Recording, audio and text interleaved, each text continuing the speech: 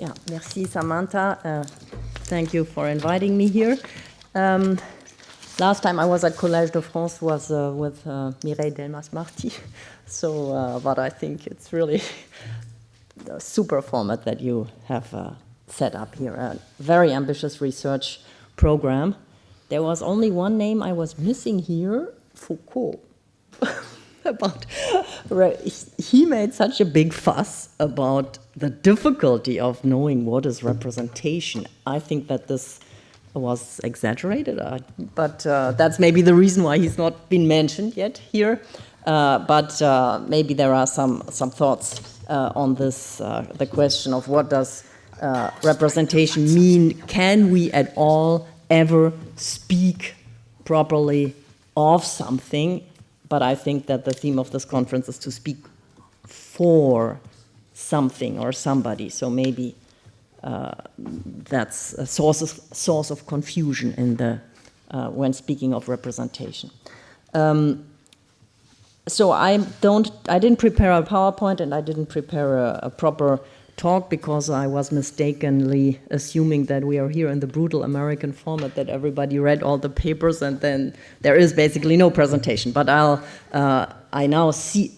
realize that not everybody who is here in the room has received the manuscripts because this is only among the potential authors of the book. So I will say a little bit about my manuscript, and I'm very grateful for this opportunity to offer a case study of an unknown organization, but I think it's nice to speak about this organization because this organization also has its seat in Paris and is one of the oldest organizations. It was founded in 1924.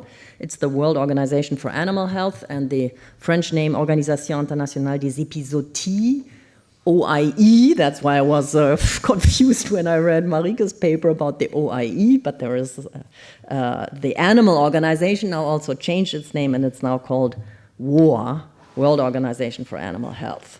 And actually, I suggest this case study because I really think that it is helpful to try to approach a problem always from both sides, namely on the one side, more conceptual / theoretical, and on the other side, really look at real-life examples on the ground and try somehow to find out what's going on by bringing that together. So my contribution will be very small in form of this case study. And actually, I'm happy that it allows me to come back to my former life when I worked on international organizations, because recently I've been working a lot on animals, and so I chose to try to bring this together. But I must say that I completely missed the representational turn when I read the paper by Samantha and Luis. I was very intrigued by all the footnotes about literature, but I couldn't follow that up because you gave only the names. So I am not familiar with this recent literature on representation. I have always consulted Hannah Pitkin, and although this is such an old work, I think that it's still a very extremely valuable book for thinking about representation. So naively, in my paper I wrote, in the first part, that representation is in a principal-agent relationship. Now, this is criticized by Samantha, for example, as being a term, a private law analogy, that it comes from private law, the concept of principal and agent. That I hadn't thought about it that way. Maybe the question would then be, is that a problem if this is a private law analogy? So many concepts in international law come from private law. We as international lawyers are very used to these private law analogies. I would also say, for example, that sovereign is an analogy to the private autonomy of a natural person. So I wonder, that's a completely open question, what that matters, whether it's a problem or not. Then I distinguish between representation in lawmaking and representation before courts.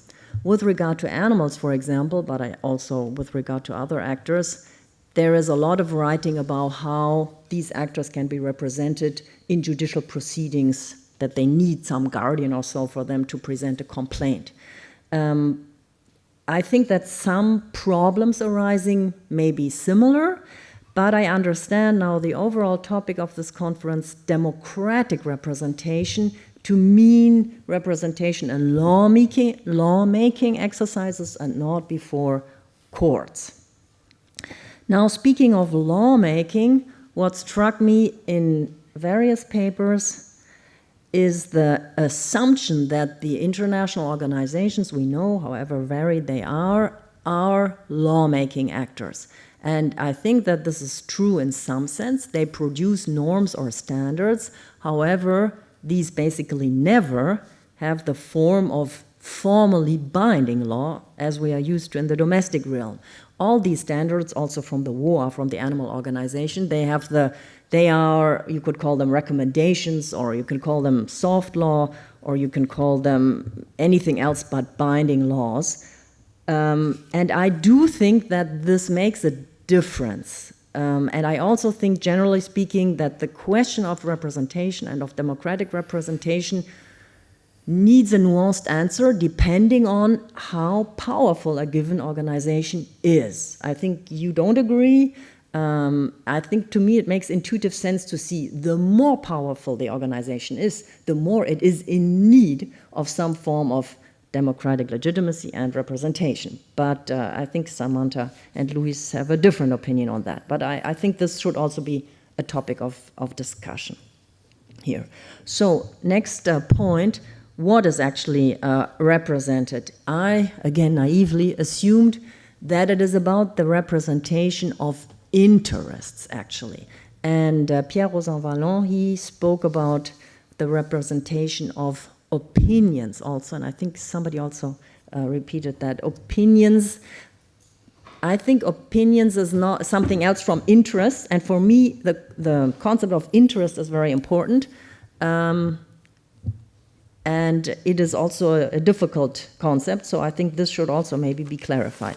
Now, with regard to animals, it's of course obvious that we here have an additional problem, a special problem, which we have not yet touched in the other talks, namely that the animals, assuming that they are now, I use the word principle, even if you say that's maybe not the proper term, the animals, they cannot elect, well, they cannot express their interests in a way that we humans can identify them easily. Second, they cannot control their representatives in a way that we would understand. Third, they cannot recall the representatives or revoke the representatives. So, in all these dimensions, the idea of representation of animal interests or of animals doesn't seem to work at all. Nevertheless, there are now political theorists who are starting to work. Is my time up? No, sorry. Who are starting to work on the question of animal representation. In this organization I'm going to speak about, in this organization, the mandate, the official mandate of the organization is to, wait a minute, the mission statement is, or their vision is, to work for animal health, ultimately to facilitate human trade in animals and in animal products. So their mission, their official mission is not at all to say something in favor of the animals. Although the organization expanded its mandate from safeguarding animal health also to safeguarding animal welfare, this was in 2002, still the objective is completely anthropocentric, and it is in the end very much an economic interest, transnational trade. That being so, this is, I think, very typical for many organizations we have, that it's ultimately about business or about economic interests. Many areas of international cooperation which have given rise to international organizations are economy-driven. you can see that through history since the end of 19th century. The early organizations, they were all dealing with standardization, for example, telecommunication, the meter, and other standards. It was all about business interests in growing markets. And therefore, I think this organization in many ways captures or exemplifies issues which we see also in other organizations, and therefore I think also it's a nice case study. The guiding principles of this organization are, and here I'm quoting the general director, excellence, that is scientific expertise, transparency, and solidarity. These are also principles we already heard with regard to other organizations. Typical that the scientific professionality, technicality, and therefore non-political activity is very much a principle on which the organizations rely, also others. Moving to the activities of the organization, the two main activities of the WOA are, first of all, the production, collection, and dissemination of information, in our case on the global animal disease situation. So information production, and second, standard setting. Again, these two branches of activity are very typical for many other organizations, collecting and furnishing information and setting standards. And as I said, the standards are, in the case of the WOA, they are adopted in forms of what they call codes. And these codes are merely recommendations for the member states. They are not international treaties. And the objective of these codes is ultimately to contribute to a regulatory harmonization and to remove obstacles which arise out of different handling of diseases and which arise out of the diseases themselves. Also, the setup of the organization is very typical. It consists of a plenary body, that's the Conference of the Parties, which meets every year, once a year in May, here in Paris, in order to decide about revisions of these codes. And then it also has an executive body, the council, and it has a director general with a secretariat. These three bodies are also typical for many international organizations. Now, as I said, the standards that the organization sets, they are very heavily science-based. They are mainly science-based, and this also has to do with the task. The task is animal diseases, to prevent the spread of animal diseases, and therefore the officials of the organization are also to a large part veterinarians and people working in veterinary professions. But the science is, as I said, it's a very, very strong factor of legitimacy always invoked in the work of the organization. Now I would like to move on to the question of participation of other actors, civil society organizations on the one hand, and business actors on the other hand. I was very, very interested by your excellent talks. Here in this organization, the organization has concluded memorandums of understanding historically much earlier with business actors. And these business actors are the industry branches representatives, to use and they always have names like the International Beef Federation or the International Egg Council. So what I find interesting is that these business groups, they use words which I would say I have a public association with them, Federation, Council. So they represent the interests of that industry.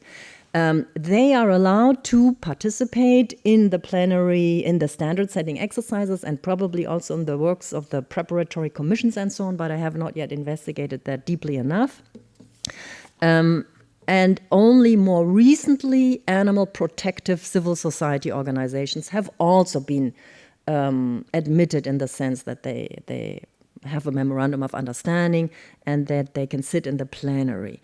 The slogan of participation is, as it is also familiar from other organizations, voice but not vote. So the Egg Federation and let's say people for the ethical treatment of animals, they have a voice. When I listened to the last plenary meeting in May, which was live streamed over Zoom, I listened to the standard setting body debate, and there no business actor took the floor or got the floor. So these were only state representatives and EU people who were speaking. However, there was one recent, quite important attempt the year before to introduce a new standard for laying hen, for laying hen cages, against battery cages, basically. This was important because the situation of laying hens is currently the most worldwide, most important welfare problem, because the poultry production is skyrocketing. It's factor 50 or so in the last decades, especially in Asia, and the conditions are really horrible, and therefore a standard in that area would be very welcome. The standard that was proposed was very vague, as it is typical in that field. There are no numbers, but it only said roughly that it should be desirable that there should be some nesting areas and perches and so on. But even such a vague standard was not realized, despite a very long time of preparation. It was downvoted by the votes of states of the Global South and by the United States of America, which supported the Global South against this standard. And in that debate, which I read in the protocols, the International Egg Commission had a say. But I can't say whether that was decisive. Now, I said at the beginning that, in my opinion, the issue of representativeness and legitimacy should depend on the power of the organization and the force of the law it produces. Now, I said that the standards that are produced here only have a recommendatory function. However, they do have quite some effects, so they're not completely just paper. And I think the most important effect is that these standards are used as references by other international organizations and bodies, for example, by the Codex Alimentarius Commission, which sits between the World Trade Organization, SPS agreement, and Food and Agriculture Organization. So this is one, the whole area, trade, food, and so on, the organizations that work there, they rely on these standards. And also other international, even hard law, also refers to these standards. For example, the European Union has a regulation on slaughter, and this is really hard law. It's not only a European directive, it's even a regulation. And this also refers to these standards of the WOA. And there are also new bilateral and regional trade agreements which also refer to them. So you could say that it is they have some importance, and therefore I think they need some legitimacy, and they therefore should need also some representation of, in my opinion, animal interests, which is, however, so far not the case. Final remark on business standards. In the whole area of agriculture and food production, business standards, codes of conduct play a very big role. The food production happens in transnational supply chains, and the transnational corporations, for example, Nestle and others, they have their standards which they also impose along the supply chain. And the organization is in a kind of competition. Its standards are in a competition to the private standards. And I can imagine that in other spheres of global governance, this also is the case, that we have an intergovernmental standard setting body, and besides we have the private standards. And it's unclear, they interact and they also compete with each other. And here in this case, the WOA said in one memorandum that, of course, it claims to be the ultimate standard setter, and says that the private standards cannot eclipse it. Yes, to conclude, in the law and politics as it stands, this organization does not even claim to represent animal interests. It claims and desires to promote animal health and animal welfare, but in the interest of human consumers. The main argument to foster also animal health and welfare is the business case that a state which adheres to these standards will be, for example, declared a disease-free country and will therefore be able to be an export and import country.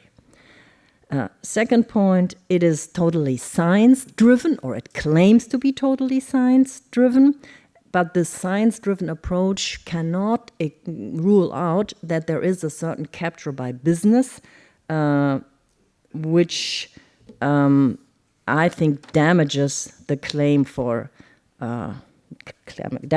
to legitimacy. I realize now when hearing Pierre Rosanvallon that in the paper I somehow intuitively associated representation and representativity to a modicum of legitimacy. This morning, I think Rosanvallon said something interesting, namely that he said that legitimacy appeals to authority while representation appeals to procedures.